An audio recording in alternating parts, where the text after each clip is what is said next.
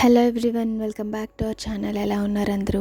ఈరోజైతే మరలా ఒక రెసిపీతో నేను మీ ముందుకైతే వచ్చేసానండి. thumbnail చూసారు కదా, మీకు అర్థమయ్యే ఉంటుంది. మనమైతే వెజిటేబుల్ పలావ్ ఎలా చేసుకోవాలో ఈరోజు అయితే చూసేద్దాం. ముందుగా రెసిపీలోకి వెళ్ళే ముందు మీకు ఒక రిమైండర్ అండి, మన ఛానల్ ఇప్పటి వరకు సబ్స్క్రైబ్ చేసుకున్న మీ అందరికీ చాలా థ్యాంక్స్ అండి. ఇంకా మీ సపోర్ట్ నాకు ఎలాగే ఉండాలని కోరుకుంటున్నాను. అలాగే ఇంకా సబ్స్క్రైబ్ చేసుకున్న వాళ్ళు ఉంటే ప్లీజ్ సబ్స్క్రైబ్ చేసుకోండి. మన వీడియోస్ని షేర్ చేయండి, లైక్ చేయండి, ఓకేనా? ఇప్పుడైతే మనం వెజిటేబుల్ పలావ్ ఎలా చేసుకోవాలో చూపిస్తాను. నేను ముందుగా వెజిటేబుల్స్ కట్ చేసి పెట్టుకున్నాను. Onion, carrot, tomato, potato. మీ దగ్గర ఇంకా ఏ వెజిటేబుల్స్ ఉన్నా యాడ్ చేసుకోవచ్చు. గ్రీన్ పీస్ యాడ్ చేసుకుంటే ఇంకా బాగుంటుంది. నా దగ్గర అయితే లేదండి. బ్యాచిలర్స్కైనా, బిగినర్స్కైనా, వర్క్ చేసుకునే వాళ్ళకైనా, ఆఫీస్కి వెళ్ళే వాళ్ళకైనా, ఎవరికైనా సరే ఈ రెసిపీ బాగా యూజ్ అవుతుంది. క్విక్గా అయిపోతుంది, ఎక్కువ టైం కూడా స్పెండ్ చేయాల్సిన అవసరం లేదు. ఓకే అండి, మనం రెసిపీలోకి వెళ్ళిపోదాం. నేనైతే కుక్కర్లో చేస్తున్నాను. ముందుగా మనం స్టవ్ ఆన్ చేసుకుని కుక్కర్ హీట్ ఎక్కాక ఆయిల్ వేసుకోవాలి. నేనైతే ముందుగానే వెజిటేబుల్స్ కట్ చేసుకుని పక్కన పెట్టుకున్నాను. మీరు చూసారు కదా స్టార్టింగ్లో. ఆయిల్ హీట్ ఎక్కాక నేను కరివేపాకు యాడ్ చేశాను. దాని తర్వాత ఆనియన్స్ యాడ్ చేసుకోవాలి. ఆనియన్స్ తర్వాత టొమాటోస్ యాడ్ చేసుకోవాలి. నేనైతే 2 టొమాటోస్ తీసుకున్నానండి. ఎక్కువ వేసుకున్న స్వీట్ వచ్చేస్తుంది కాబట్టి మనం నేను చిన్న చిన్నవే 2 కట్ చేసుకున్నాను. మీడియం సైజులో ఉంటే ఒకటి సరిపోతుంది. దాని తర్వాత పొటాటోస్ అండ్ ఇంకా వెజిటేబుల్స్ ఉన్నాయి కదా, అవన్నీ యాడ్ చేసుకోవాలి. పొటాటో ఒకటి, క్యారెట్ ఒకటి అలా తీసుకున్నానండి. అంటే క్వాంటిటీని బట్టి మనం తీసుకోవాలి. కొంచెం ఎక్కువ క్వాంటిటీ అయితే వెజిటేబుల్స్ క్వాంటిటీ కూడా పెంచుకుంటే మీకు సరిపోతుంది. మేమైతే ఇద్దరికే కుక్ చేస్తున్నాను కాబట్టి నేను తక్కువ క్వాంటిటీయే తీసుకున్నాను. దీనిలో మీకు ఏ వెజిటేబుల్స్ ఉన్నా యాడ్ చేసుకోవచ్చు. మోస్ట్లీ గ్రీన్ పీస్ వేసుకుంటే చాలా బాగుంటుంది.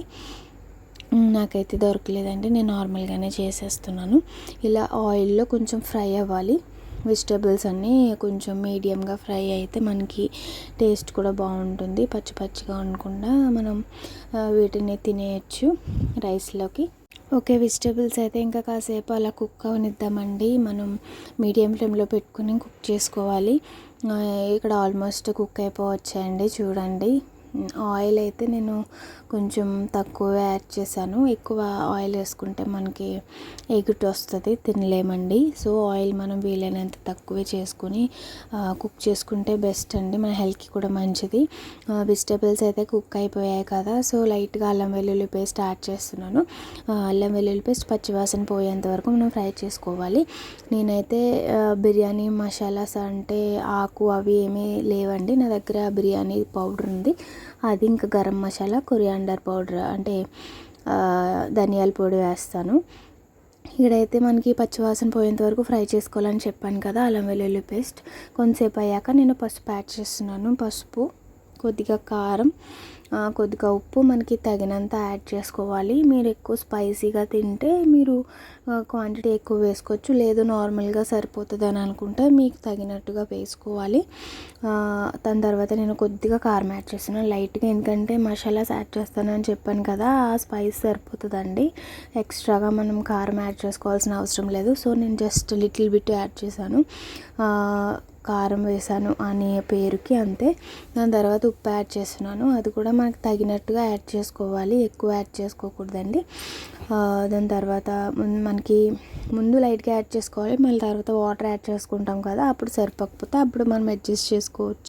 సో కాసేపు మనం వేసుకున్నాం కదా, అవన్నీ పచ్చివాసన పోయేంత వరకు ఫ్రై అయ్యాక నేనైతే కొద్దిగా ధనియాల పొడి యాడ్ చేస్తున్నానండి. మసాలాస్ నేను చూపించాను కదా ఇందాక, ఇంట్లో ప్రిపేర్ చేసుకున్నవైనా పర్వాలేదు, బయట కంపెనీ మనకి బ్రాండ్ దొరుకుతుంది కదా, అవైనా పర్వాలేదు. కొద్దిగా ధనియాల పొడి యాడ్ చేశాను. దాని తర్వాత లైట్గా గరం మసాలా, ఇదైతే బిర్యానీ ఫ్లేవర్స్ వచ్చేవి, మనకి బిర్యానీ మసాలా ఉంటుంది కదా అదండి. లేదంటే బిర్యానీ ఆకు స్పైసెస్తో వస్తుంది కదా మనకి, లవంగం ఇంకా చెక్క ఇంకా ఉంటాయి కదా, వాటన్నిటితో వచ్చిందని యాడ్ చేసుకోవచ్చు. నా దగ్గర ఇది ఉందని చెప్పి నేను ఇది యాడ్ చేశానండి. మీ ఇష్టము, మీకు ఏది కన్వీనియంట్గా ఉంటే అది యాడ్ చేసుకోవచ్చు. ఓకే అండి, ఇక్కడ నేను క్వాంటిటీ చెప్తాను. నేనైతే 2 గ్లాసెస్ ఆఫ్ రైస్ తీసుకున్నానండి. సో సేమ్ అదే ఏ గ్లాస్తో అయితే మనం రైస్ తీసుకున్నామో అదే గ్లాస్తో వాటర్ తీసుకోవాలి. 1 గ్లాస్ ఆఫ్ రైస్కి 2 గ్లాసెస్ ఆఫ్ వాటర్ తీసుకోవాలి. సో నేను ఇక్కడ 4 గ్లాసెస్ ఆఫ్ వాటర్ యాడ్ చేశాను. ఎక్కువ వాటర్ యాడ్ చేయకూడదండి, రైస్ అయితే సాఫ్ట్గా కుక్ అయిపోతుంది. నేను ఇక్కడ రైస్ అయితే వాష్ చేసి పెట్టుకున్నానండి. మనకి వాటర్ వేసాను కదా, వాటర్ బాగా బాయిల్ అయిపోయాయి.